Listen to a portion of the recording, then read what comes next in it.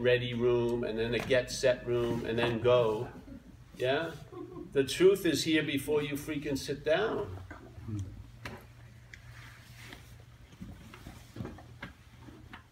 So in a sense, this is the whole nut of it.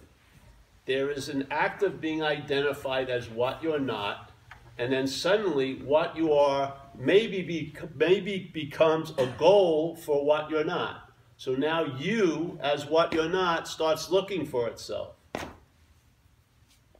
How you can see where it's going to go. If I forget what I am, and now what I am becomes a goal for what I'm not, it's going to take a long freaking time for what I'm not to arrive at what I am, because it's never left what I am. You see?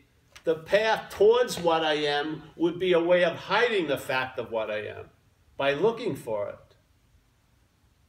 This is the message, like it or not. And this hasn't changed for me.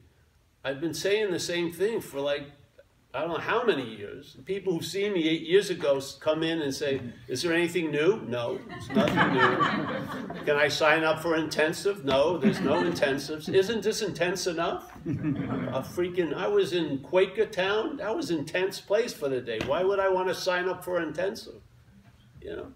So this message, if not seen, you're going to be looking from its effects. The heist will have completed its mission, which it actually can never really do, and you will be referencing a life from a false reference. Yeah? And if that's the case, every move you make from this false reference will reinforce the false reference. And you can't take a path to get out of it, because the path is how you seem to be in it. Yeah? Because any movement towards what you are is in a weird way, is a seeming movement away from what you are. Because there's no towards what you are that. Now, the being hasn't been interrupted. So this idea of the sheep and the lion, this is a lot of ways of saying it. Ramana Maharshi puts it in a very clear manner. And then he usually follows up with the directions he gives, which is self-inquiry, but I'm not going to go there. I'm just going to show you the problem, seemingly, and then see what happens if you can see it. And the problem is there's a presupposing, and this is an important wording, of a non-existent thing, which is a body. Yeah? Have you seen someone you know dead? I had the experience. I share it all the time. When I was 9 years old, my Uncle Fred died. My mother took me to a place sort of like this. It was an open casket, and she wanted to have me say goodbye to Uncle Fred. I was not that excited about that, but I went up to the casket. I looked in, and I saw Uncle Fred, and I immediately had a hit. That ain't Uncle Fred. Man. The body was there that I was calling Uncle Fred, but the animation wasn't there. And I realized in hindsight, the mistake was, or it was actually duplicated, because I was mistaking the animation as this body. I was calling this Paul, not the animation. And I was doing the same to Uncle Fred. But when I saw Uncle Fred sans the animation, it was obvious. No, I didn't have to take a course. Convince yourself that Uncle Fred is not the body. I saw the body, and it wasn't Uncle Fred. It had never been Uncle Fred, and definitely was never going to be Uncle Fred. Yeah. It was pretty clear. Yeah. So this is what I got stuck with years ago, and it just, what downloads in me just tells me never move until this is really, really sensed, because if you don't, it becomes a shadow that follows you all the way, because now you'll be trying to get out of yourself as a self. Yeah, you'll be trying well, let's follow the way he says it. So it says being convinced, no, he says there's a presupposing of a non-existent thing, which is the body, and then wanting to get salvation for the non-existent thing. How does the non-existent thing suddenly become so important that it's worthy of getting salvation? It's when the existence, the animation, is confused with the body. Yeah?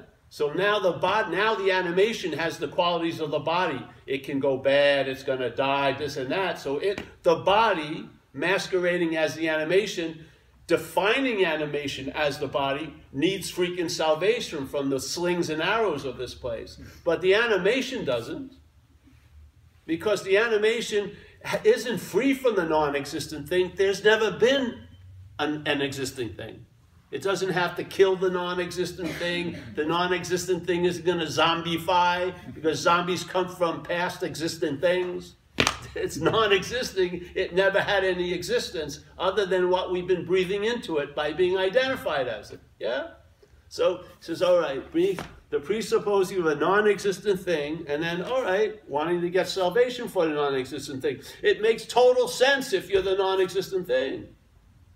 But he says, if this is the case, your, meaning all of ours, spiritual practices themselves, this is the real, when I put this shoe on, man, it fit unbelievably. It explained a lot of years of this life. When your spiritual practices themselves are reinforcing the non-existent thing, how can they destroy the non-existent thing? How could something that's feeding the fire put out the fire? I don't know it's feeding the fire, so I'm pursuing it as if it's putting out the fire. All the while, it's creating a freaking fucking giant fire pit. Yeah, it's like this time I've had a lot of trouble with my digestion for years. Yeah, so I do anything to try to get some relief and so I saw this new product come into Whole Foods. They were from Canada, and there was like these little milk bottles, and they had like 50 billion beneficial flora in each one. It cost like $48. So you drink them for a week, and then you build a whole new civilization in here of beneficial flora. Like you appointed like 15 million immigrants going in there. Just like, you know, packing them in for a year. So it must have been like $12,000, $16,000. I don't know how much I paid for it. And I was hoping it was working because I wanted relief. And I did it. And so I decided I didn't know how it was going really. So I got in touch with this lab in Tennessee. They're probably still around, called Smoky Mountain Lab. And you send them some specimens of your debris, you know, and you fill out an application asking them to look for things, and everyone always wants to look for parasites. We're totally fucking paranoid of being taken while we're taken over by a parasite, a non-organic parasite, but afraid of parasites. So I checked that off, checked all these things off, and then I sent it to Tennessee. Still drinking the stuff. I get it back about a week later, and I look at the report, you know, no parasites. Whew, that's great. I'm really happy. Then I look at signs of beneficial flora, 0.0. Not even a sign after I poured 2 billion of those freaking citizens into this little place. I mean, how big is this territory? You know? And I go, what? And I go, and then I read on, it says, oh, you have these 2 forms of bacteria that love beneficial flora. So I was like a gourmet caterer for the problem. I was getting them the most high-end stuff for a year, believing I was pursuing getting better when the exact opposite was happening. Well, guess what? This is what he's basically saying. Hey, your spiritual practices themselves may be reinforcing the non-existent thing. How can they destroy the non-existent thing? Exactly. When I put that shoe on, my spiritual pants fell down, and I didn't do a lot of shit for a while. I was just stunned, because my whole life I had been a house painter. I wasn't that good at it. The only place I could hang my egoic hat was I was a good spiritual seeker. I had a good resume. I'd been in India twice, Thailand, sat in the forest monastery, done all this stuff. And then when that was pulled out from under me, it was very disconcerting for the head. But somehow it just couldn't do anything because it got caught, like mid-stride. This is totally bogus, you know? And I'm the center of the bogusness, in a sense. So I can't freaking do anything about it. Because if I do something about it, it reinforces the problem, doesn't extract me from the problem. So what's one to do? I didn't know. So I sat with it, and I sat with it for quite a while. And then I was brought to a meeting such as this, And I heard, it didn't even matter what they said. Something in the room was like an unspoken yes, and it hit me, and it was like knowing something before knowing anything, yeah? And that was the end of it for me, really. It took a lot of time to express in a lot of different ways, but that has never stopped echoing ever since. And what occurred was, in AA we have a statement, self can't get out of self. And if you hear that, it's an unbelievable statement, because that's the conundrum, put in another way. You're trying to get out of something, but as that something. Yeah. That's the fundamental mistake of all spirituality. We're trying to get out of something as the something we'd like to get out of. So it never succeeds, yeah? Because it's impossible to. So a great master, Huang Po, comes and says, and let's say I'm Paul, and I have all these troubles about being Paul, and I've tried a lot of things, and now I've read about Buddha, and I'd like to get some qualities of the Buddha, and the only way it looks like I can possibly get some qualities of the Buddha is doing Buddhism. So I want to start practicing Buddhism with the hopes I'll get some equanimity, detachment, whatever it may be. And it makes total logical sense for Paul to pursue some Buddhist qualities through Buddhism. Where else am I going to go through it? Yeah? So I plan on doing it, and I start doing it. And then I run into this crazy old Zen master, let's say, and Huang Po looks at me, but he doesn't see Paul. He sees the Buddha, yeah, a.k.a. Paul, but he sees the Buddha, and he goes to the Buddha, not to me. And remember, this talk isn't to you. I'm not talking to you about Buddha. It doesn't go anywhere. I'm talking to Buddha about you. That goes somewhere. So he goes to Paul, a.k.a. Buddha. Hey, Buddha, you can't use the Buddha to seek the Buddha. Bama, that's that. The Buddha went, what? And that's that. And never again will the Buddha start looking for the Buddha as the Buddha, because it's the Buddha. And so he says, all right, you can't use mind, big mind, not the mental processes, mind or awareness. You can't, let's say, use awareness to seek awareness. Yeah. Or you can't use light to seek light. So now he's talking seemingly to Steve, but not to Steve. He's talking to what Steve actually is, not what he seems to be appearing as. Yeah? Because the correction isn't going to come from Steve trying to think he's the Buddha. It's by realizing from the Buddha's point of view, you're not Steve. That's how it works. So a lot of people now hear they're not Paul, but they hear it from not Paul, and now they're trying to become a non-self, but as a self. They want to have some qualities of non-Paul, but they want to be Paul to have those qualities. It's a stubborn little hitch, and it's quick. It's the quickest process ever here in time. The process of having a feeling of being the doer when an action occurs is very, very fast, yeah? And the feeling or the sense of being the feeler when a feeling is noted is incredibly quick. And when there's a thought heard, there's a sense that you're the thinker of it or the thought about is incredibly fast. And I don't believe any process in time is going to outgun that process. So I don't believe you're going to meditate yourself out of the meditator. I don't. It didn't work for me. I gave it a pretty good shot because you can't outrun the claiming of the meditation to imply the meditator while meditating. It's going to be so fast, it's going to claim every moment of you thinking you're meditating to imply it's you meditating. And therefore, there's the bondage of self. With even the pursuit of freedom from it, it's using that to bind you to it. So what can outdraw that process? It can't be another process. The only thing I found that can outdraw it is what we are, because we are of timeless nature. So in a sense, in this gunfight, our gun is always out. So however fast the selfing is, it's not faster than what you are, because you are of a timeless nature. You are prior to everything. There's nothing that gets behind you and gets a jump on you. You're the seeing. You are the awareness. You are the context of the expression or demonstration of consciousness. That's what you are. There's nothing prior to you as an activity. There's tons of shit prior to you as a mental idea. That's why the mental idea, if you see it, you won't be looking from it. If you don't see it, you're going to be looking from it. And it's going to have you start to look for what you are, and you'll never find it that way.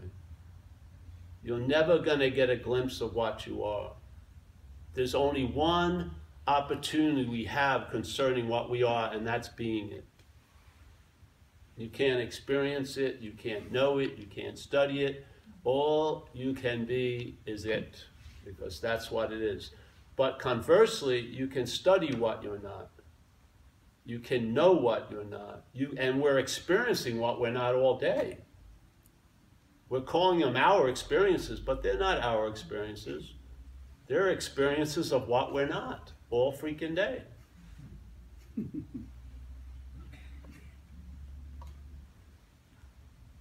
There's a great master, Dochen, another Zen master.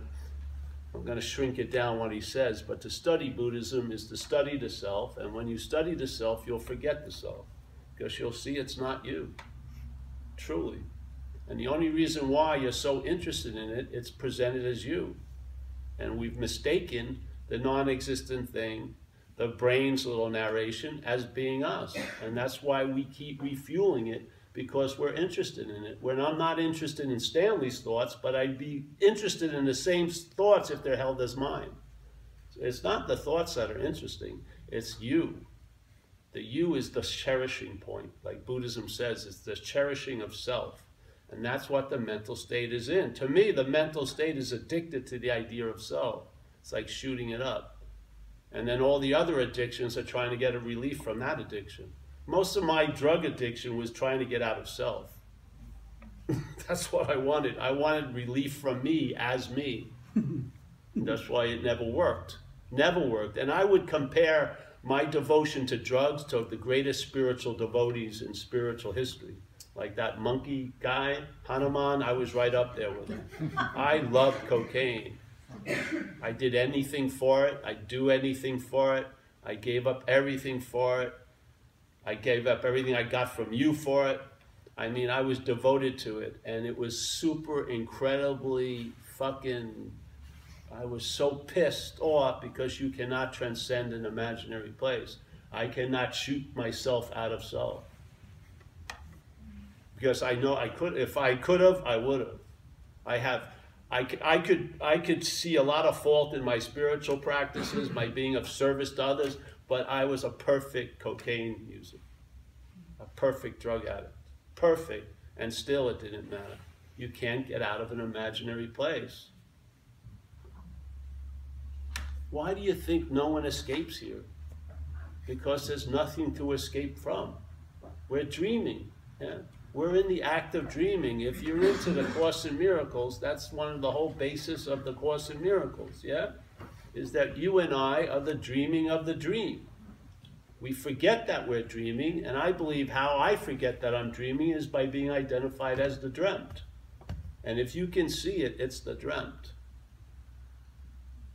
So I forget that I'm dreaming by being identified as the dreamt, and from there, I now give everything I'm dreaming all the power to affect me as the dreamt. It sounds like everyone's day here.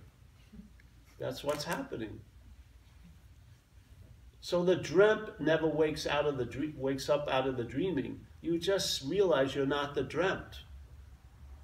And you get the sense of being the dreaming. The dreamt is never going to wake up out of the dreaming. You wake up out of the dreaming of the dreamt, basically. That's all. And if you get that logic in place, it will ring true all the fucking way.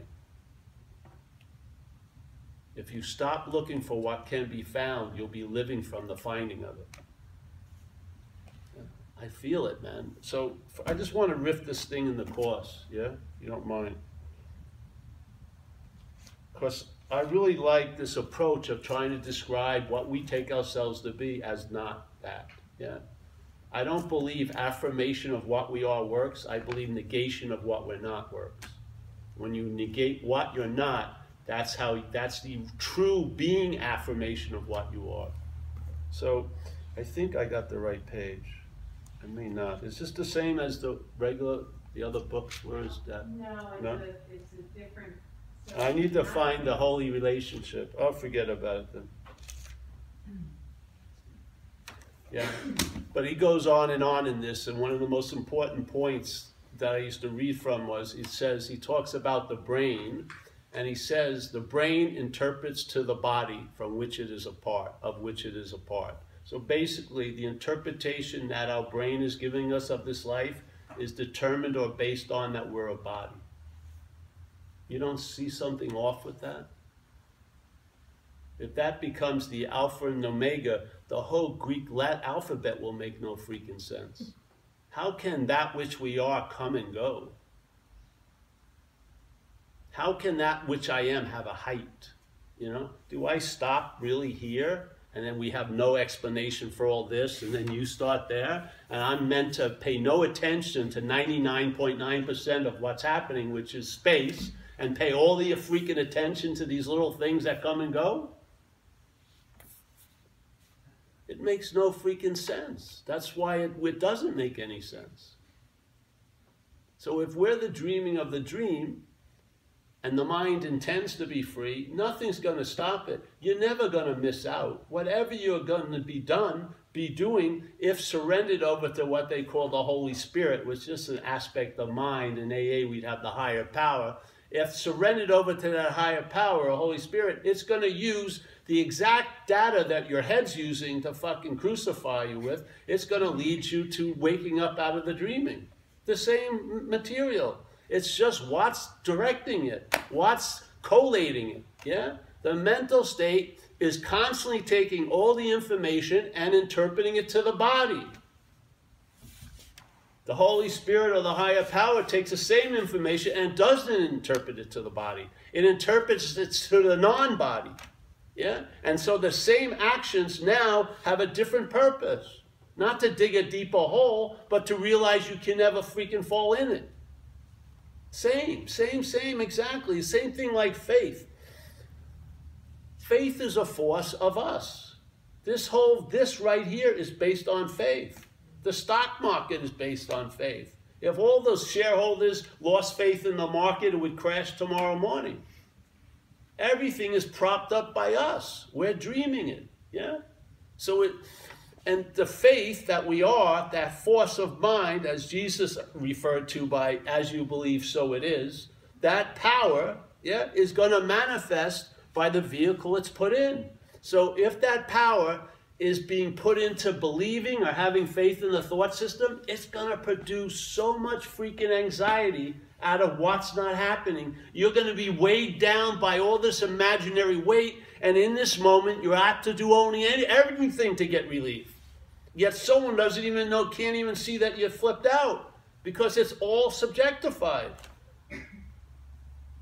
Only because the same thoughts that are projecting, I'm going to have cancer from now on, if they're backed by faith, you're going to feel like you have cancer now. It's not the thoughts, they're just projections. They're just speculations. We give it the power they have. It's our faith, and right now our faith is being directed by the mental state into reinforcing the whole story to be about the body. How's it working out for us? Are we actually traveling lighter in a stabilized manner? Can we outshine circumstances and situations? Are we? Or is my condition completely determined by other conditions? To me, it's slavery. It's pure and simple. It's freaking slavery. You're being used to live an interpretation that's not even that fucking satisfying. I mean, I get sick of me as the central character. I'd rather be a star in an epic than this fucking little melodrama.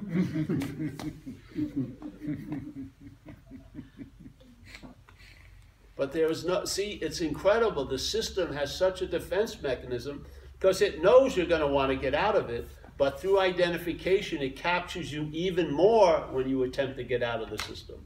Because you will attempt to leave the system as the system. Good luck. It doesn't go self can't get out of self, self can't get out of self, and then suddenly it finally does. It doesn't go that way. It's self can't get out of self, period. It doesn't, oh, if I do it enough, there'll be that one time, I'll spring out of self as a self. No, no, no, no, no. It doesn't work. And I don't think you could last if it ever did. It could take a long freaking time. So for me, the message was all about what I'm not. When I started to recognize I'm not this, I'm not that, I found out more and more what I am. Yeah? And the point of trying to know it is pointless. Why would you want to know something you are? I'd rather be it than know it. Yeah? To me, knowing it is neutering it. It's like killing it, putting it on a glass. I'm being it. Why would I waste it? I did a talk in a big bookstore, spiritual bookstore. There are tons and tons of books coming in every week. They had this huge book, like 1,200 pages, and the title was Consciousness, you know? And I thought, who the hell would write a book about consciousness while we're conscious? You know, do I want to know consciousness, or do I want to be conscious? I mean, it just blows my mind. The mental state would rather know what it is than be what it is. It will give up being what it is all freaking day to have an idea and know what it is. I'm a loser, I'm an addict, I'm this or that. Those fucking things don't mean anything unless you breathe meaning into them. Most people who are addicts right now are sober. They're going to make a decision to get lower from sobriety. They're not going to make a decision to drink again from drinking. This mental state is like a parasitical movement. It knows its hostility is so supreme, you throw it off if you could see it as other than you. So it presents itself as you to you. And you believe it, and then it has carte blanche and enters every aspect of your life, because when you notice it come in, you call it me. There is relief, I mean stabilized relief, from the bondage of self. That's why I never talk about anything else, because if you don't see this, you're going to be looking from its effects. You will be that example of using spiritual practices to be reinforcing the non-existent thing, not destroying the non-existent thing. I mean, it will be fundamentally off, your attitude and outlook, completely.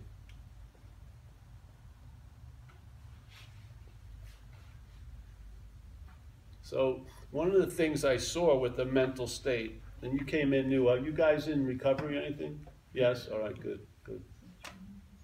I'm going to say a statement in recovery, page 64, if you read the book, yeah? There's a very important part of recovery, which are the action steps, which are 4 through 9 of this 12-step program. So what leads up to the 4th step, which is the beginning of the action steps, is 1, 2, 3. And 1 is really a reflection of what were you like before you got sober. And you come to 2 conclusions: that you were powerless, and you are, over alcohol and drugs, and your life is unmanageable. Yeah? The second thing is you reflect on what it's like since you've been sober. And like for me, I realized, hey, I hadn't drank in 8 weeks, which had never happened. So I came to believe a power greater than me could do for me what I couldn't do for myself, because it was keeping me sober, something. Yeah. So then I go into the 3rd step. And then the 4th is to turn one's will and life over to the care of a higher power, or in the Course in Miracles would be the Holy Spirit. It doesn't matter. In non-duality would be nothing, but it's the same. So the 4th step is we're going to do an inventory of how self defeated us. Yeah? How self defeated us. Not how you defeated you, how self defeated us. Yeah? The self as like a foreign installment or a parasitical movement. All right? So here it goes. This is the sentence. It says, being convinced, which means it's a present tense verb. You're being convinced right now by life itself that what? That self is what has defeated you. Yeah? Manifested in various ways. So self, I'm right now in the being convinced that this is what happened, or is happening. Self, manifested in a lot of ways, has defeated me. Yeah? It's very beautiful recognition, because it's true. So it says, being convinced that self manifested in various ways as what has defeated us. We're the us, and then there's this GPS or a foreign installment that's we all seem to be saddled with that is defeating us using many, many different ways. Yeah. It says, all right, if you're convinced of this, we're going to look at some of its, meaning self's, manifestations. So we do an inventory. So we look at our resentments in life, fears in life, and how we acted out to get what we want in the sexual arena. To see how self defeated us. That's the point. So that you can see you're not self. So you can recognize it and not call it you. You can recognize it as the foreign installment that it is, because what happens if you recognize that it's not you, the possibility that becomes available is that I can be free from it. And how, when it happened to me, what it revealed was I had been trying to be free as it most of my freaking life. And suddenly I saw it in the correct manner and I said, I can be free from it, and that's what's been happening for 20-something years. I've been living free from the bondage of self. I have no urge to drink or use. None of that fucking ever comes up. It's like a problem doesn't exist for me anymore. That's a damn good solution. So here, being convinced that self manifests in various ways what has defeated us. All right, we're going to look at some of its manifestations, and we're going to write them down. And this is how it's usually passed on to everyone in recovery, and this is where I find fault in it. Because they say, all right, you're going to look at your resentments, your fears, and your acting out. But if you follow the statement, he was saying the fears, the resentments, and the acting out were promoted by self. They were manifestations of self in your life, not yours.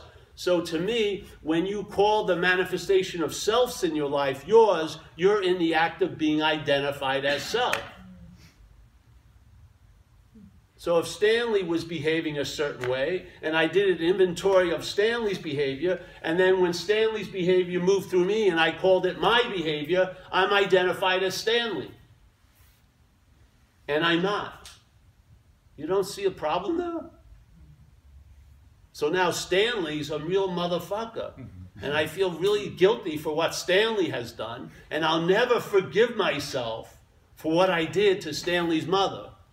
But in fact, that's the binding mechanism. Now you're stuck as the self because you've claimed all of its manifestations. You've been tattooed by that which happened while you were under the influence. And if you really got the first step and the first part of it, we say in AA, you know, you're powerless over alcohol and drugs, and it's sort of like dancing with a gorilla. You're going to stop when the gorilla wants to stop, yeah? So while I'm under the influence, I don't really have responsibility in this sense for what I did. I'm accountable in this world, but it wasn't volition. I was driven to do what I did by the takeover of the parasite. Then why the hell do you keep calling them your behaviors? You're never going to forgive yourself for what you did, but you can forgive yourself for what self has done through you. You can, quite easily. This is bonding, bonding, bonding, and you're in cahoots with it.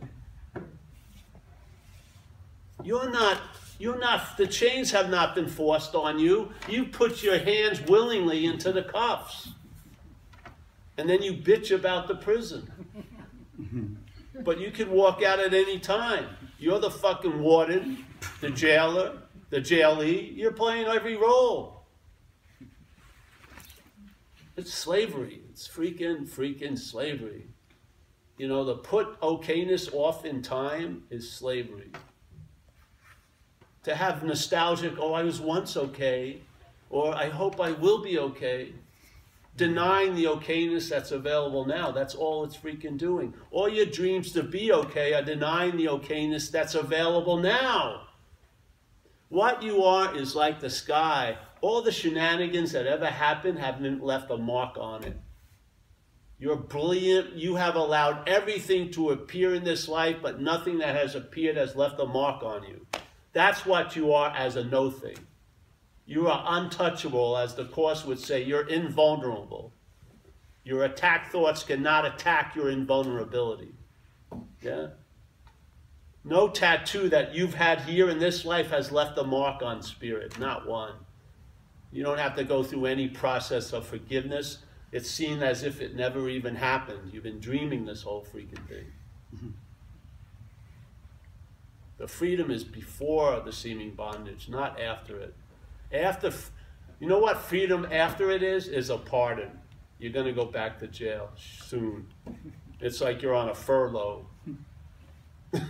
The freedom is prior to the bondage. You see it. There's no one to be bound. No one.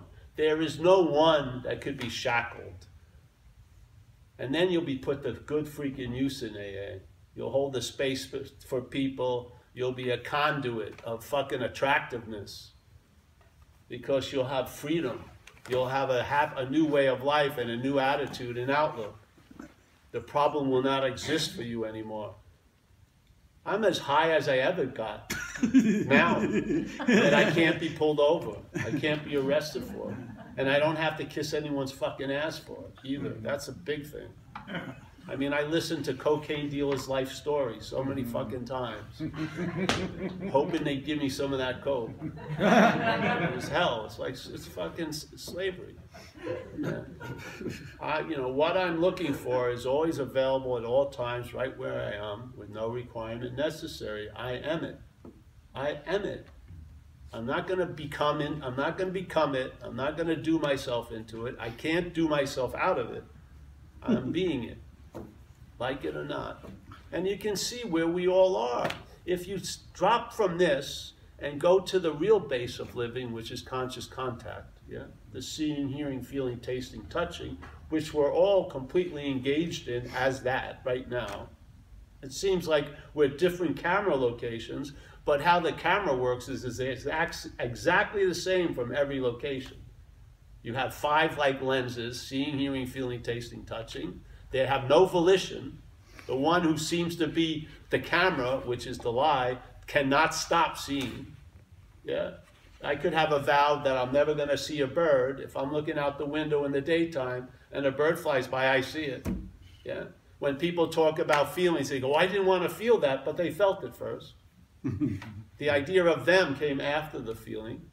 The conscious contact is what's holding the space. You may think, I'm not paying attention to this person, but something of you is. You're wanting not to listen to someone based on you listening to them. You're hearing them. Yeah? You're awake all day.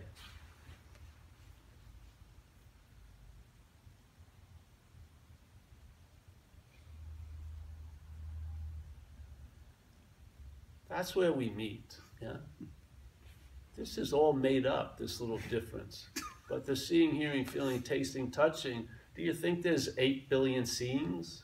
There's seeing, there's hearing, there's feeling, there's tasting, there's touching. There is no 8 billion seers or one seer. There's seeing. It's an activity with no beginning or end. There's no one that can claim it. There's no one that can stop it. No one's going to make it start. I would like to see someone fucking start seeing. I'm going to start seeing. But you're seeing already. No, I'm going to start seeing. Well, fuck that. You've been seeing for a long time. Doesn't seem you're not at the controls, is it? Yet, here where we think we have so much ownership and claiming, and the stories we tell ourselves to believe we have some say in the matter, when all we are is an afterthought. Conscious contact happens, the mental state comes later, and the mental state says, I'm the one that was before. That's what it does. That's its heist. Something that happens in time after implies it's before. So now, when there's a witnessing or a sensing of consciousness by itself, you think it's you as a body. You believe it's you that's seeing. You actually may believe it's the eyes that are seeing. All they do is facilitate vision. They're not seeing a fucking thing. If my body died, this body died, my eye wouldn't see a damn thing. If you took this eye out, put it in a live body, it would facilitate seeing.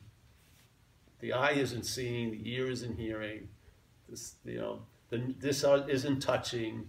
It's consciousness. It's no thingness. Do you think it stops there? Do you think it was produced by a thing?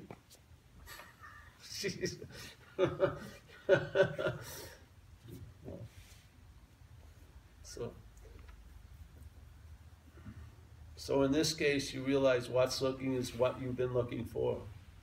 And the only way to really get it is stop fucking looking for it from what's looking. I mean, you gotta just see you're not that, yeah? If you stop looking for it, you'll find out what it is. Yeah, so, yeah. This isn't a good business choice to be a sharer of this message. It isn't. I even feel it's bad news as a person. It is. I mean, I can't write blogs about it. I can't fucking have a, 800 visitors follow my narration of going on my spiritual journey. To where? To 7-Eleven? That's basically where I'm going. Starbucks, reluctantly. I mean, the ordinariness is it. Yeah. It would be much better if I could go to Peru, put some fucking paint on, do some ayahuasca, have incredible things, write a book, Instead, I go to, fucking get a latte, sell some shirts, share. Yeah. It's no big deal. It's so beautiful being relieved of selfing. It's incredible. You couldn't put any number of value on it, because what happens, it's very weird. It actually gives the greatest gift to this. This now can travel later as this by realizing it's not this. Yeah? The body does not want to go on a spiritual journey. It doesn't. The body doesn't want to sit and meditate 13 hours a day. It hurts its fucking ass. It wants to, sleep on a Tempur-Pedic bed. It wants a nice shirt. It wants to attract a female or a male. It doesn't want to be awake. There's no fucking inclination whatsoever. It doesn't want to go on your journey either, because it knows it goes nowhere. It really doesn't. You're dragging it like, the poor dog that doesn't fucking, come on. If you see it's not you, first of all, what happened with me was the Urban Renewal Project stopped. You know what I mean? There was no more tons of budget money going to improving Paul. And Paul has some blind sides and spots that aren't going to be changed. It's not worth it. And then the body had the greatest, like exhale, because it cannot take being the center of the universe. It cannot take being thought about all fucking day. It cannot. It's just way too much. It's like putting 4 tons on a half-ton pickup truck. It can't carry the load. Yeah. So it has a great relief. And what flooded in for me was acceptance for this, just as it seems to be, which I realized that was what was being withheld. I would accept everything else, but never this. It was always being withheld from this. Because this should be better. This is special. This should have more, do more, get more, be more. And it was relentless. The critiquing on and on and on and on. Remember when you were a kid, you would just do shit? Yeah? And then one point, I did something and it was accompanied by thought, and it's never not been that way. The thought system just started yapping about whatever was going on, with me at the center of it. And it was just, it's like light, powerful light is much better dispersed. If you focus it, it incinerates shit. So here you have a powerful mind, and it's being focused through self-centeredness on this one object. And tons of thoughts are going to be about this object. Tons of the Eye of Sauron going over it all fucking day. Everything. It's just way, way too much. The poor thing is getting fried. And you can see people, they're flipping out. The neuroses are just mind-boggling. This is more like a dispersed, open air, relaxed, no concentration, no focus. Because can you be lost if you're not going anywhere? It's beautiful. You're not going anywhere. The search is over. You've been what you've been looking for this whole time.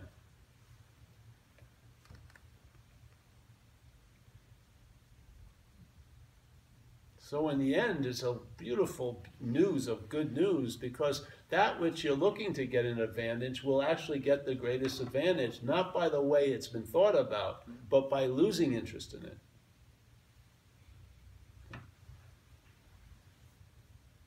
So, yeah. I wish I could find that thing in here. I know you expect to have more time, so it could fill it up. The holy relationship. It's a beautiful thing. Maybe I'll find it. You want to wait for a second? Yeah? All right. Which chapter? It's the holy relationship. It's on 468 in the regular book. I know. I think. It doesn't matter. It's just Well, I can't I'll just- paraphrase it. Yeah, hold on. I'll But just do you go get the right. gist of it? Especially if you're in recovery.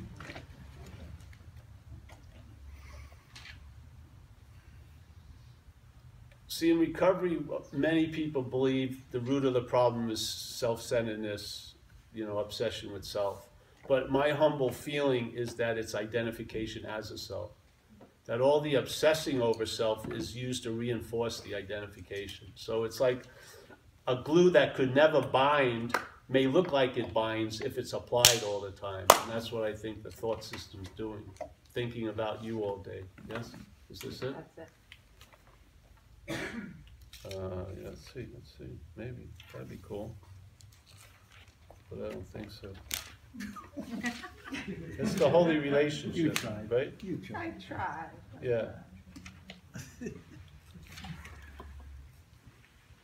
You should, I should be prepared for this, I guess. But I never am. Of course. Yes, it doesn't work. But it's a lovely thing. 468. It's based on holy relationship. Basically, it's telling us what can be described as what you're not. And when you read a description about what you're not, and it registers for you, that usually indicates there's been an identification as what you are, and that's a beautiful point to stop at.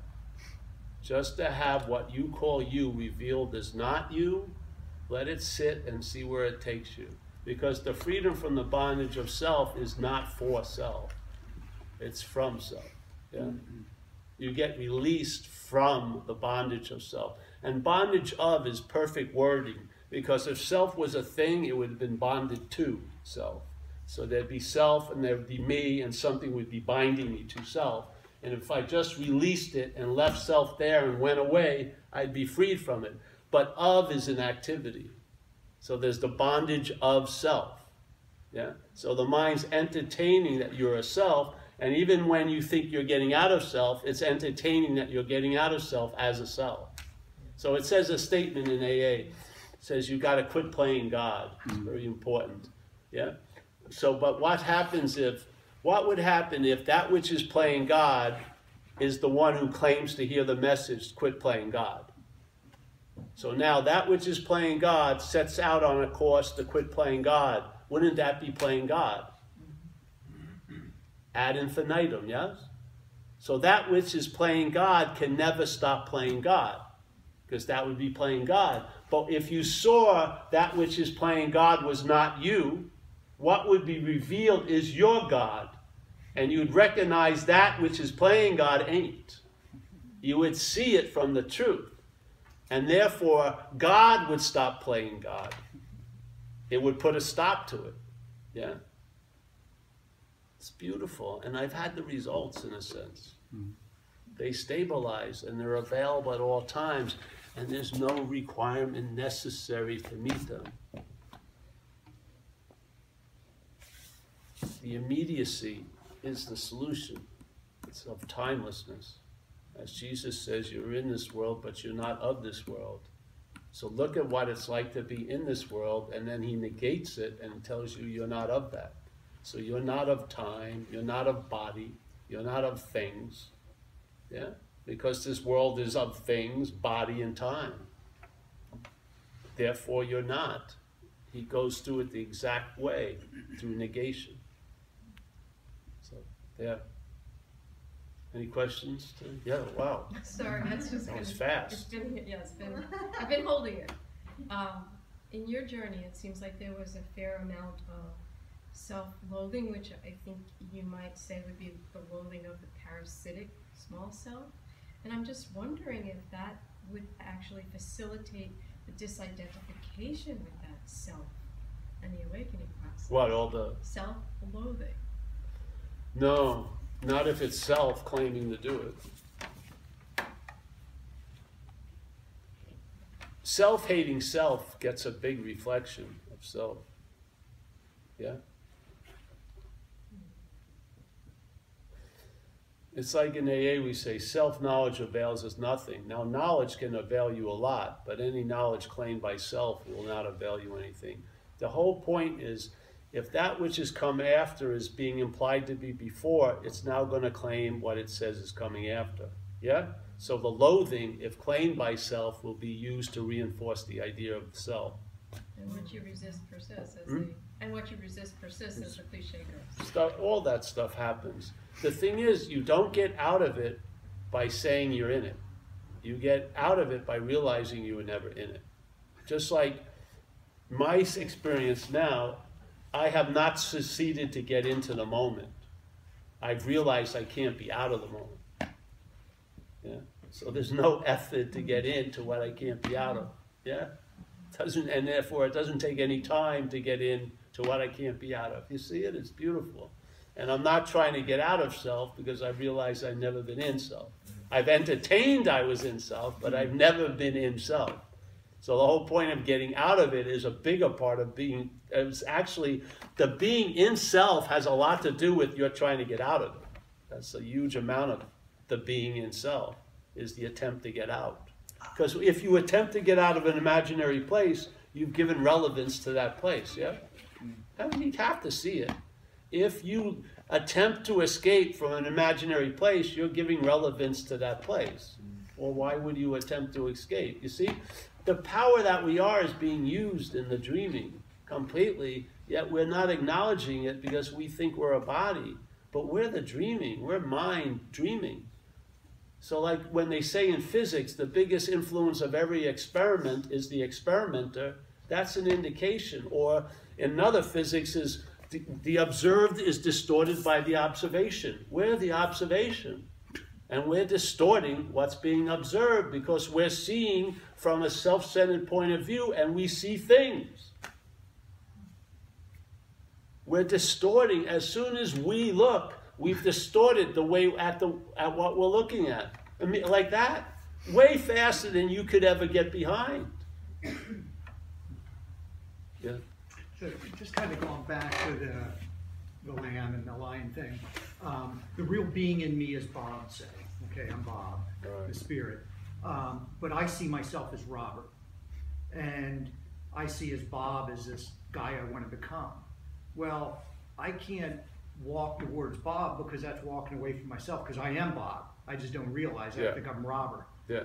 But as I go through, perhaps as I go through the fourth step and go through the steps, I realize that I'm not Robert anymore. And the goal is for me to rid myself of thinking that I'm Robert, be relieved of Robert.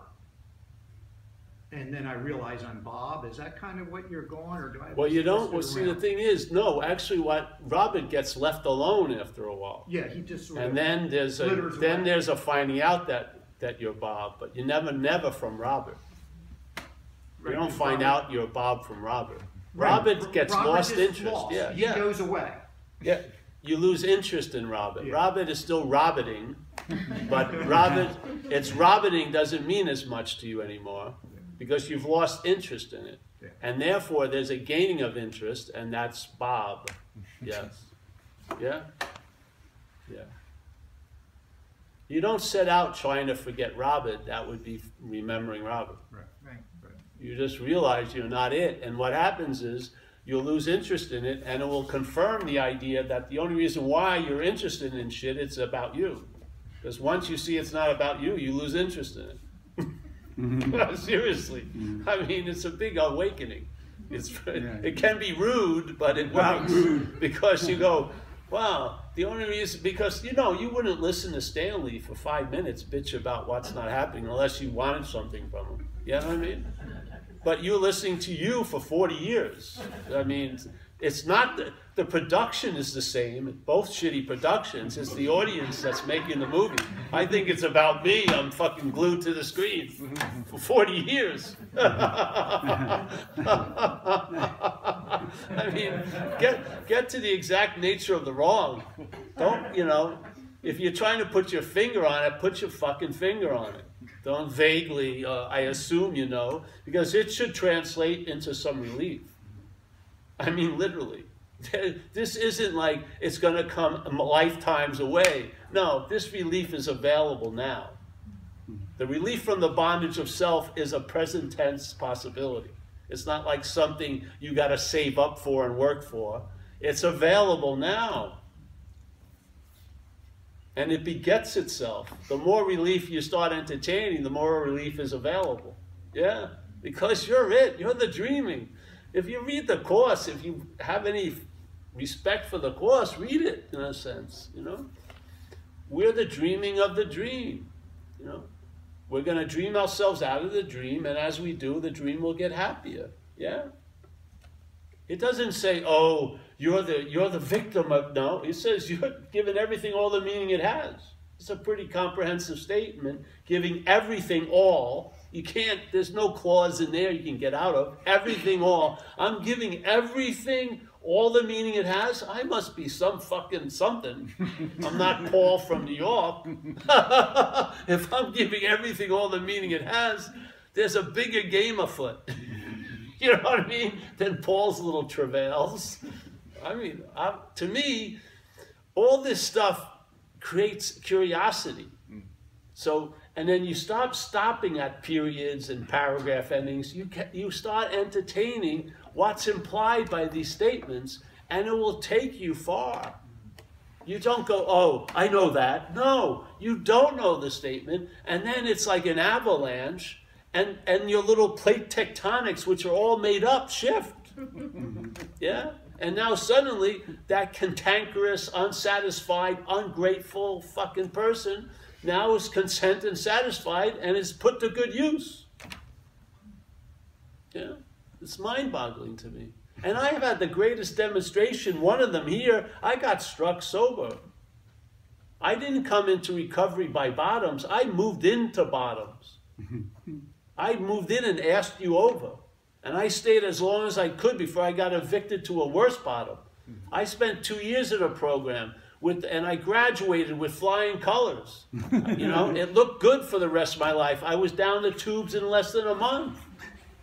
I was totally, pitifully, incomprehensibly demoralized to the point where I gave up any hope of ever getting fucking better. And I was just a regular day at the office drinking cheap vodka because I had no fucking money to buy drugs, and I had to convince someone else to get what I wanted, and I wasn't doing that good about that because my charm was gone. I didn't look too good. My batting average was going down a lot, and man, but I had given up all freaking hope, and something just struck me sober. Something did for me. It's all the stuff it says in recovery. A power did for me what I could not do for myself. No human power could get me sober. My mother wanted me to be sober. She couldn't.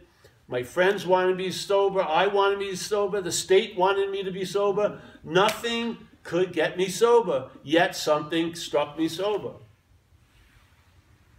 And that urge, that radioactive isotope of urge was removed, where I haven't had a thought or a feeling about drinking or drugs for almost 30 years. That's an incredible demonstration. Do I want to isolate that just on the topic of alcoholism? No, I'm going to expand. Hey, God can do for you what you can't do for yourself. I'm expanding on what I can't do for myself. I like that demonstration. That was the biggest tattoo of my life. I got run over twice in one night. That's hard to do if you planned on it. That's hard. And by the same car. Whoa! I mean, so much shit happened to me. But nothing got through until something got through. Something downloaded and went to the innermost and fucking put an end to alcoholism. It put an end to that urge. And then it put me to use for the last 29 years. I started talking in AA. I had no plan to talk to other people. I didn't. I was just sharing in recovery for 27 years. And then we made a mistake and made a website. And other people from outside recovery got in touch with me, started asking me to speak. Then I realized spiritual illness that they're in. Just like they're like addicted to peak experiences. Just like I'm addicted to cocaine. It's the same fucking thing, but their death is slower, really. Really. And, you know, the thing is, we have interventions. They don't. No one's going to come up to it at a spiritual meeting and go, hey, you've had enough. Put the fucking DVD down. No. There's no interventions. This can go on for freaking ever. The same person can go on 35 retreats at 4,000 a clip. And no one says, hey, bro, I don't think you should go on another freaking retreat. Obviously, if 34 haven't done it, I suspect the 35th ain't. Unless you like to give money away. And if you feel like that's where you meet your friends, maybe have a fucking campsite. It'll be cheaper. You can have a sing-along there and not spend $2,000 on it. Unless you want to, it's fine. But man, the business of trying to become what we already are is unbelievable. Just fucking be done with it. Just, if this rings true, entertain it. If the shoe fits, wear it. If it doesn't, go ahead and do what you're doing. It doesn't matter. If mind intends it, it's going to happen anyway. And when it happens, it'll be like it never not happened. So there's no longing. You didn't blow it. You didn't fucking put it off. If it downloads in you, it's been like this always.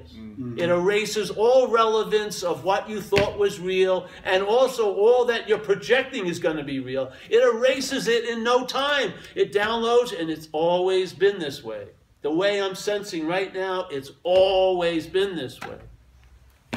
So there's no missing or longing. No one's fucking up. No one's ahead of the class. No one has something the others don't. That's all made up in the human race. It's all made up. Yeah. If you want to practice, practice. But at least I would rather practice from that instead of trying to achieve it through practice. I'd rather see practice as an expression of what I am instead of trying to acquire what I am through it. I don't think that works. I think whatever suits you and you're living from there, it's art to me. I don't care what it is. You know, and then you can finally have a relationship with another person maybe, and they're not going to be your higher power. It's going to be, you're going to come from the connection and express it to her instead of looking for her to make a connection. It's different. It looks the same if you see the couple walking by, but the dynamic is completely different. And it works. And I'll tell you, I was incapable of having a viable relationship, and I am not now. That's monumental to have that changed. And AA is an incredible thing, because if you submit to yourself to AA will change you.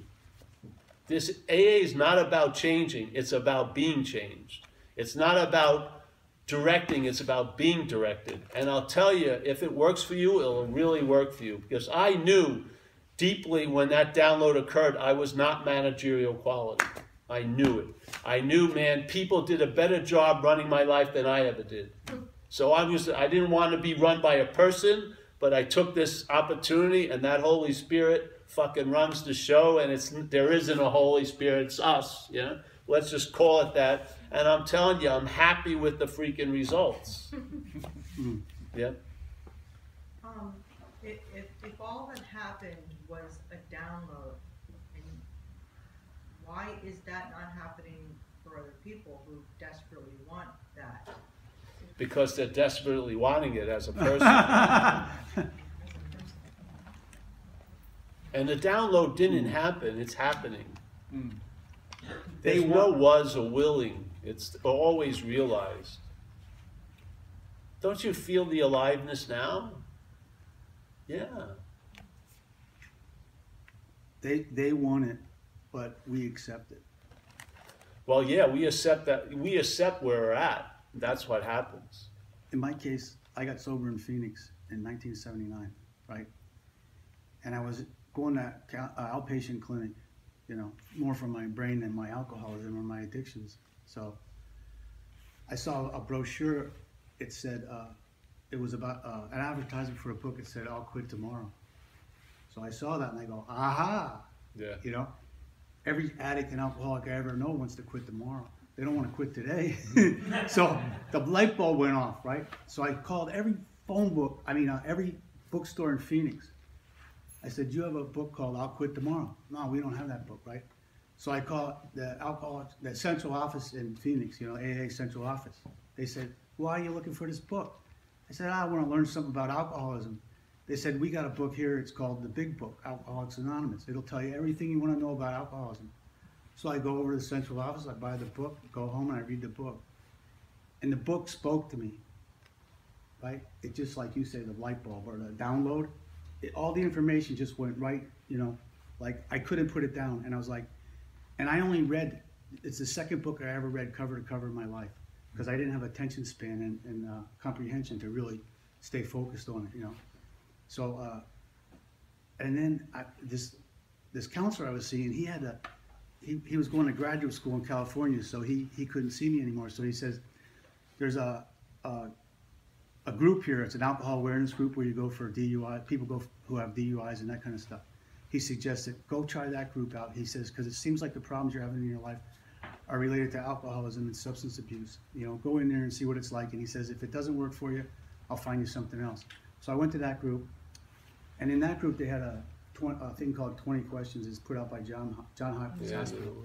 So we all took the test in it. I took that test in the group, and I probably answered like 12 out of 20, maybe more.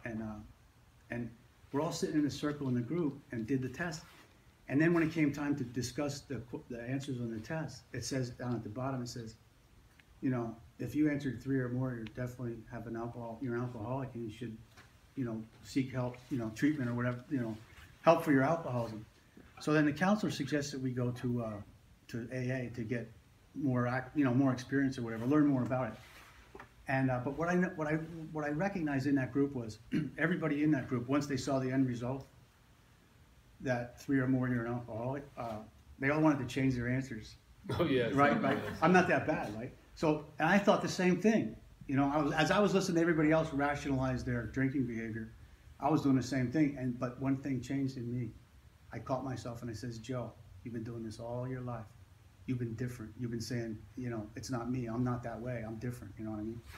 And when the light bulb went off, it's like, no, I'm an alcoholic, right? Not knowing where that was going to take me or what I was going to do. But from that group, then I came upon the Big Book, and that, you know, but it just fell, you know, it fell into place. It is like, without any effort on our part, it says that, without any effort on our part. It says, here are the steps we took, right? Yeah. At some of these we balked, right? But if you just stick with it, it unfolds, like you say, download, or, you know, it just evolves, you know, you become it. And I spent a lot of time, not probably as long as you or whatever, but I spent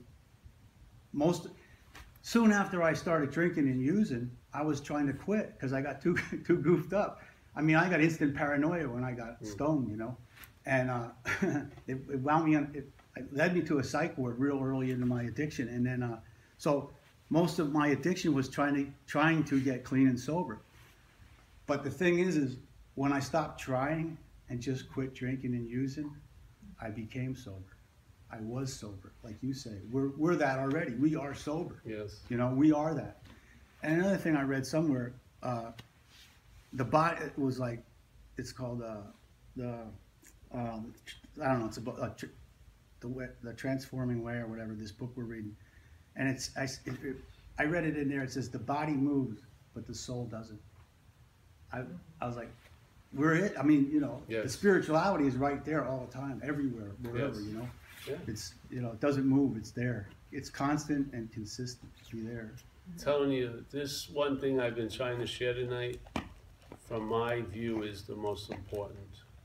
Because the act of the act of identification is different than everything else, because you will think you're the one that's getting out of what you want to get out of.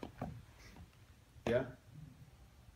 So that which escapes what you call the problem is the problem masquerading as the solution. Yeah?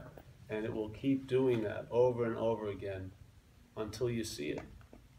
When you see it, it will attempt to do it, but this burglar will not break into your house if you're home. It has, that's why it uses time and what's not happening. It disperses us, in a sense, interest and attention by that preoccupation with yesterday and tomorrow, because the robbery is already always now. That's when it commits the robbery. Really, literally. It's always about then and there, but it's now. The thoughts about yesterday and tomorrow are happening now. There is nothing escapes now and here. It's all happening here and now, but it's a lot about what's not happening.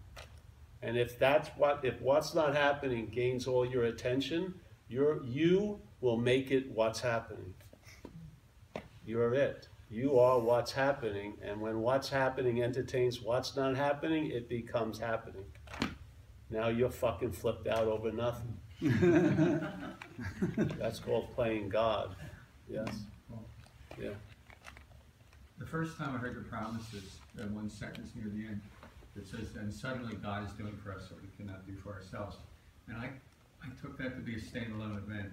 And as time's going on, and I picked it up from you, what you shared on one of your things on 12 steps. When I'm traveling light, that and suddenly is going on all day long. And Yeah. suddenly God is doing for me what I cannot do for my. Being in this room right here, right now, is one of those suddenlies. Yeah. And it's just never ends. And suddenly, and suddenly, and suddenly, and suddenly. Exactly. It's like always being realized. Yes, that's why freedom is a verb. It's not something you have. It's expressing now. Yeah. Yeah. And I didn't use AA to quit drinking. I was already not drinking when I went to AA. I already said that's it. I had enough. I woke up, Yeah. one Sunday morning. But what I did get from AA is a sober way of living. Well, yeah. That's a whole different, not drinking and being sober and having, serenity and peace of mind, whatever. It's like apples and oranges, Well, And- totally. Recovery Yeah. isn't from drinking. Yeah, and It's recovery from the cause of the drinking, Yeah, which is obsession with self. And I applied the steps to cigarettes. I was like a 2-pack-a-day smoker. What I did was, one day I said, I'm going to quit. Well, I said to my sponsor, how did you quit smoking? He says, I turned it over to the higher power. And I said, he was like sober 10 years. And I'm like, I was thinking to myself, well, he has a stronger connection to his higher power than I do, because I'm struggling. I'm having a difficulty quitting. What I did was I said to myself, I said, well, I won't smoke a cigarette till I go get my paycheck. It was payday. So I went and got my paycheck. When I got my paycheck, I said, I'll smoke a cigarette after I go cash my check. So what I did was, in the whole course of the day, I delayed smoking the cigarette. I kept putting it off. And when I got through that day, it was like I never smoked in my life. It was like the obsession was gone, So I don't know, it rewarded me like again, you know what I mean, or whatever, in that way. And then, like you say, practice these principles in all our affairs. The more you do it, the more effortlessly life becomes, and you just, it just flows. The struggle's over. That's it. It's a just good like way of life. Yeah. I hate that the admission, you need to be a drug addict, alcoholic. But it's little to pay for the way of life. It's pretty good. Yes. Do you believe in a false self and a true self? No, You believe in no self. I don't even believe in that.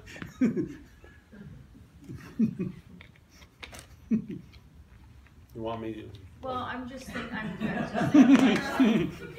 I've been listening to someone else, and he talks about... Oh, the someone else. Yeah. Yes. Okay, so he talks about the false self, which is wanting more, needing more, being better, total self-centeredness, really.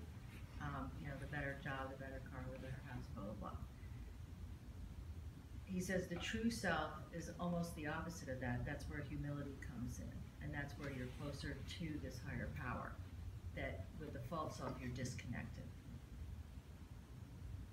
Comment? No. Okay. No, I don't.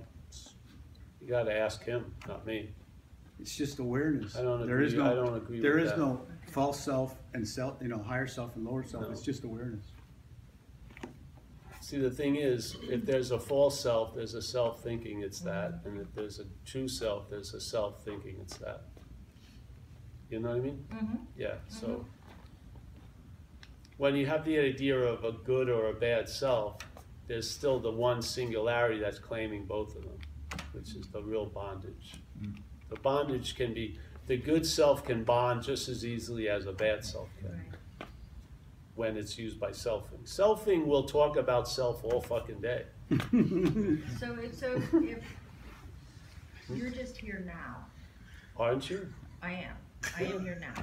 There you go. So there's no self. Obviously. Like he said, there's an ear, but there's hearing, but there's ear and hearing, the ear and the touch. You know what happens, not to say anything, but if you hear too many people, you're not going to hear anything. Right. Seriously. I mean, the only monogamous person in non-duality here is me. Everyone else fucking cheats constantly. You're all listening to all other people. Do it, but it's like a smorgasbord, and you're going to choke on some fucking made-up difference. Non-duality is a fact. It's not a path nor a process. It's an invitation to itself, through itself. Yeah? No one has it. No one's losing it. No one's gaining it. Yes? It just is. Now, you may be in agreement with that, not capable of living it. It's fine. The agreement will solidify and then things will change. Yes? Or you're in disagreement of it, but it still doesn't change the fact. Like, to me, in my life, there was two facts. I was powerless over drugs and alcohol. My life was unmanageable. And much of my life, I was in denial of those two facts. And that denial produced a lot of fucking havoc. Then I got sober, and I was put in agreement with those two facts, and now they haven't produced much havoc. Yeah? But they're facts. They were facts when I was denying them or I was in agreement with them. Non-duality is a fact. Entertain it. Is there not two or is there two? There's not a little bit of two and a little bit of one. It's either this or that, or neither, really. And it's really neither. You're using one to negate the other, or to let go both. It's like that story with Rama and the thorn. You know, the person has a thorn in his foot. He realizes it, pulls off the shoe, sees it, gets another thorn, pulls it out. He doesn't replace it with the second thorn. He throws both of them away. Yeah? So this message gets thrown away also. So that nothing is left behind and nothing is everything. You are everything. How the mental state sees it is nothing. Yeah? But that nothing is everything. So you negate, and then what's left is nothing, and that's beautiful. Yes. So it's not self or non-self, not authentic self, false self, not bad self, not good self. All those are dualistic, yes? There's nothing, in a sense, but you can't get to nothing, so you negate one with the other, and then you throw both thorns out. So this is idea of self, so you negate it with the idea that there is no self, but you don't replace the self with the idea of no self. You throw both of them away and find out what's going on in you, in this. Don't believe these people. They don't fucking know more than you. I don't know more than you. I heard this message, from a few people, and then I've never heard anyone ever since. I'd much rather come out of an independent bakery. I could probably understand what people say, but it's not mine. It's not. I want it to come download, and I'm going to share how I see it. Yeah? Now for him, it's fine, or her, it doesn't matter, but, for me, I don't see it that way. But whatever helps you is what's probably best for you. A lot of people don't like this message. They rather have a person with a loving gaze who takes a lot of nice silent pauses, or says, yes, you're going to get better. You're not fucking going to get better. You're not. You're fucked. Basically. Turn off the lights, it shows up. Seriously. This is not therapy. Non-duality cannot be synthesized with therapy. Yeah, this is not therapy. This is an invitation. You've come, so I expected maybe you didn't know what you were coming into, but none of you got a call from me. I didn't draft you. Yes, I didn't demand you by lording over like I'm your employer or something. You've got to go to this. No, you've come seemingly. We put out some information, and it's like I'm a cod salesman, like fish, C-O-D. I have no opinion on salmon or mackerel. You know, I'm going to give you a cod, and then you do what you want with it. Sushi it, grill it, I don't care, bread it. But the fact is, if you come back, there'll be cod. And it's 8 years from now, there'll be cod. I'm not going to, you know, franchise or anything. Just going to be cod. And you can bet on that. Because the downloads dictate things in me, and they dictate fucking do not beat a dead horse. This is not a dissertation. More is not better. Have a little faith in people that are hearing it. Yes, I have faith that you already know or are being it, so it doesn't need to take much to sort of get you curious, not to sniff about what you are, but to question what you're freaking not. That's how it's getting us. It's misdirecting us. It's sending us to the conceptual ideas of what we are, empty, void, stuff like that, instead of going to what you really need to look at, which is this. And if you go on a 3-day retreat and they're going to chant all day and night, I'm not a body. What's not a body does not chant, it's not a body. It doesn't need to chant, it's not a body. So basically, it's a body trying to deny its bodyhood. It doesn't fucking work. Just see you're not a body. Yeah, see it. And if you are, then the body gets the greatest pass of all. The giant mother head of the mental state gets off of it, and it can fucking breathe, finally. Yeah. That's the cod. Not changing it for anybody. Maybe a little mayo here or there. There's a story I'll tell you as an ending.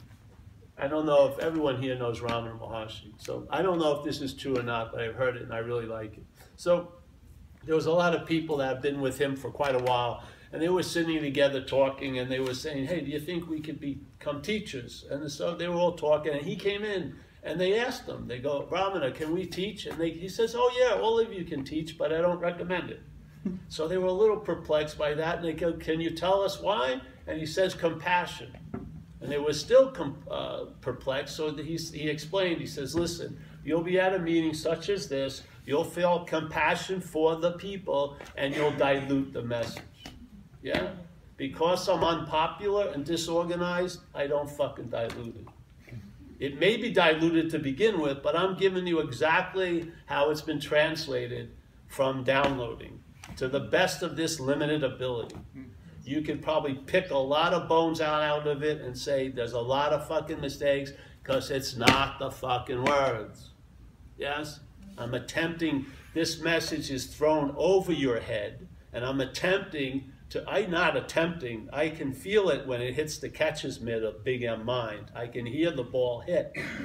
When it hits that, I have now communicated to Buddha about you, instead of wasting time talking to you about Buddha. And to me, that's what's happening. So I never talk to anyone here. I've been talking to what I know I am, and I know you are. And I'm hoping it's going to get through like spiritual sperm, those tons of it out. And because you and I, the mental state is like the Death Star in Star Wars. It can shoot down every fucking message. I heard that, I got that, da da da da. And then hopefully one sperm will get to the mother egg of the mind, and once it hits it, the mind will conceive something. What is that? The possibility I may not be that. I may not be this little action figure. And once it does, that's that. Either sooner or later, either right now or forever, something's going to happen, because you finally have had direct communication to what you are about what you're not. Indirect communication to what you're not to what you are, because it never gets to what you are. The what you're not catches it and neuters it and makes it something. Yeah. I believe you all got served the spiritual subpoena. Yeah, you don't have to find lawyers. You go in there vulnerable and on your own.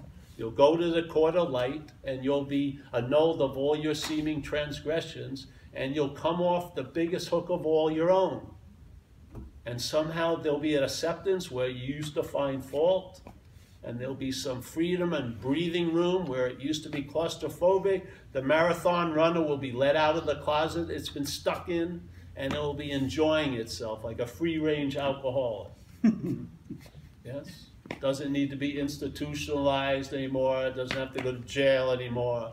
It can sort of roam freely, not pulling much attention at it. Yes. I'm not burning houses down anymore. I'm not fucking doing much, you know. I don't need to be highly observant. Yeah. I can lose interest in this, and I gain interest in everything and nothing. Yeah. My mind is bright and big, luminous, and that's the way I like it. So that's it. Yeah. Well, hey, we have shirts. Lovely Zenbitchslap shirts. No teacher sells shirts. No, I'm the only one. I think maybe they're stealing it from me. This is our 9th year of shirt making, and I went to one of my old ones because I really like it. And then I have books. I have books on the 12 steps, and I have a non-linear book. So they're both nice. So you can buy them. They'll be $15. Shirts are $20. Yes? And I'm gonna Oh, ask yes, that, Pat. if anyone came in and didn't give me,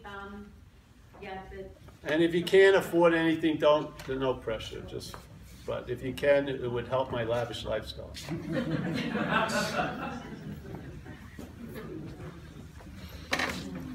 Yes. When you I'd like to buy, I don't know if this works for you. I want to get 4 of the books.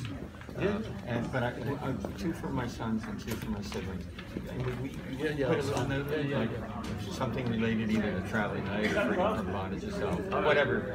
Yeah. You better get them. Yeah, where are they? We can get them all out. Pictures. Big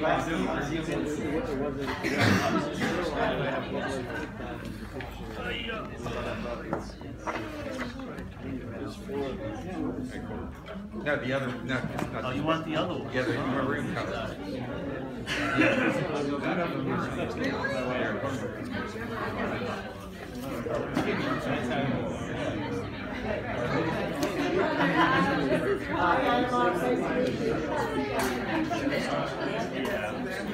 My artwork.